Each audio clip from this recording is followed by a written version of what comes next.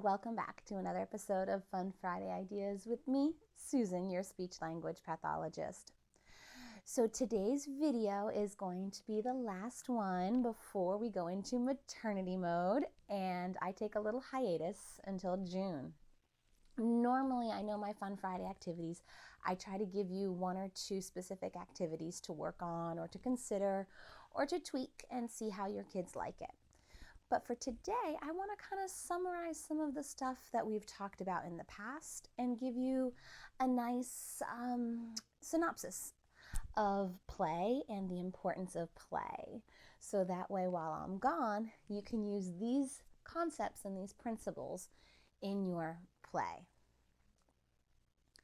So we talked a long time ago about the different types of play. The different types of play are sensory play, object-based play, functional play, and then pretend symbolic play. What's important to realize about these is how one leads into the other, and one helps the next one develop.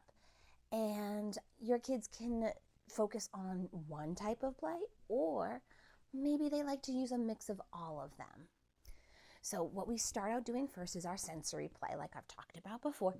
What we start doing first is our sensory play, and that's when we're learning to use our body and our sensory system.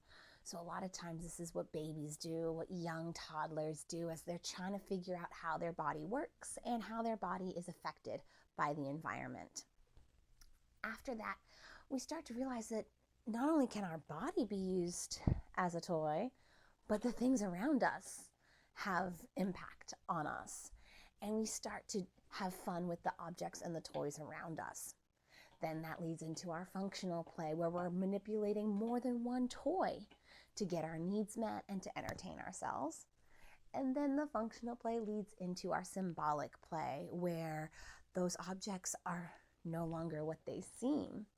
And we start getting more complex in our problem solving, and our play ends up having plots and twists and turns and characters and motivations and all that fun stuff that we really think of as play. So let's think about it first with a ball. So here we have a basketball. With sensory-based play, we're not going to be too interested in the basketball. But we can encourage our kids who are at that sensory-based level to become interested in the ball by rolling a ball on their arms, seeing how that feels, different things along that, getting their sensory system involved, watching to see if you toss it side to side, if they're going to visually track it, things along that nature. So then, now that they're showing some interest in the ball, we can start doing some object-based play with it. And that's going to be when we start using the ball like a ball, throwing it, rolling it, putting it on our heads, letting it fall, all that sorts of fun stuff. Think about all the different ways you can just manipulate a ball around you, hiding it, all that good stuff. Next, let's lead into our functional play, where we start getting things like hoops and buckets and getting the ball in the hoop and seeing different ways that you can use the basketball to play with other objects. Then we can get into our pretend play, where the ball is no longer a ball. Now it's an apple. Oh no, there's a worm in this apple. Oh, yuck. So there we have it. That's how a ball can move from our sensory-based play to object play to functional play to pretend play. Think about how you can do that with other objects as well.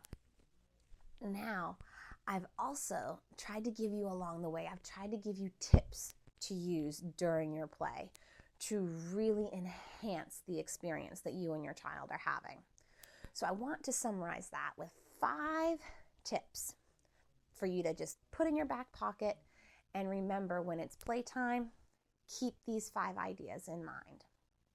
The first tip is to make sure that your child is regulated.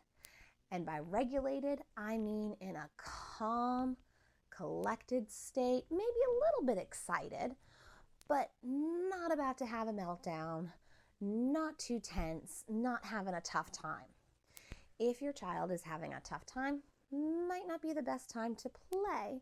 Might be better to help your child achieve that co-regulated state. And that's where your child is looking to you to help calm, to get those calming cues, the soothing cues. Or maybe if your child is too passive and too calm, using your energy to bring the child back up so that way they're in a better state and ready to play. They have more energy.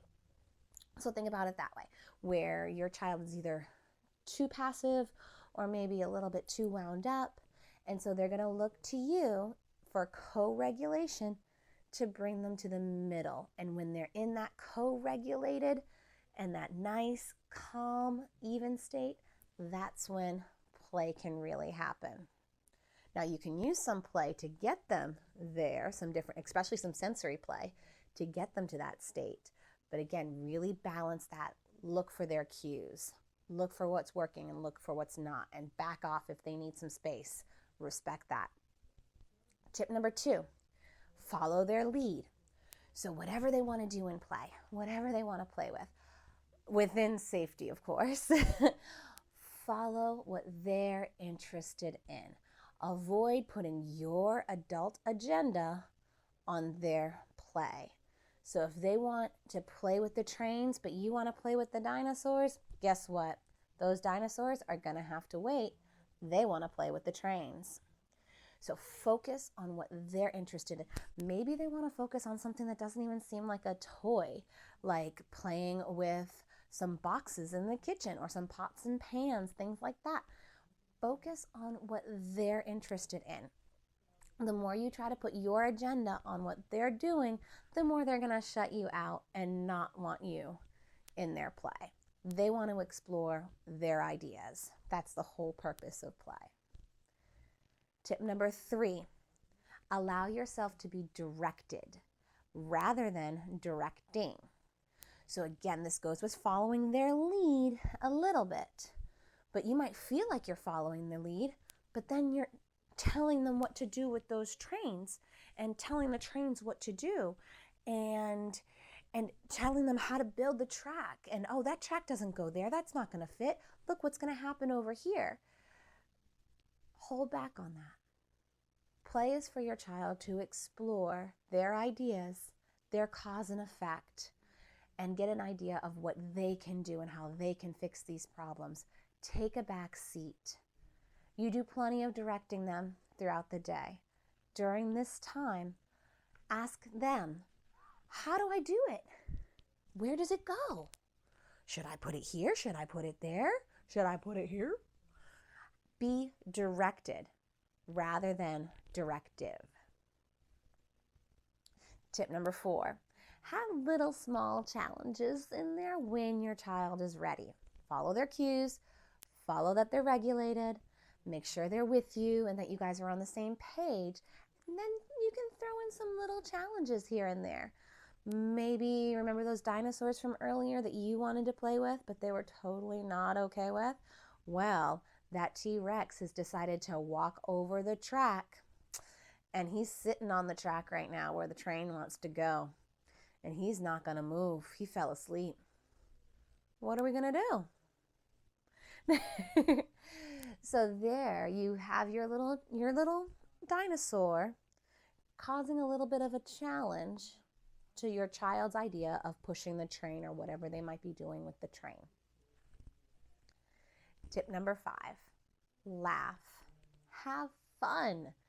Try to remember as best as you can what it's like to be a kid. Just let loose. See where it takes you. Be in the moment. That's another big thing. Kids, when they're playing, they're in that moment right there. They're not worrying about homework for later. They're not worrying about what happened in circle time this morning. They're focused on what's in front of them. Learn from that. Being in the moment is something that us as adults, we've lost. And that's part of when we kind of wonder what it was like to be a kid and we feel like we've lost our kid, or lost our inner child. That's part of it. We've forgotten how to be in the moment and have fun in the moment. We're always worried about those dirty dishes over there and how's the laundry going to get done and that meeting that I have tomorrow morning. We're worried about this whole laundry list of things. And then when we sit down to play with our kid, we might take that out on them a little bit by being either distracted, directive, or just not letting go. So those are my 5 tips for you when it comes to play. Make sure your child's regulated, follow their lead, be directed, have little small challenges here and there, and laugh. Be in the moment, have some fun. All right, guys. Well, it's going to be a while. I can't wait to see you guys again in June.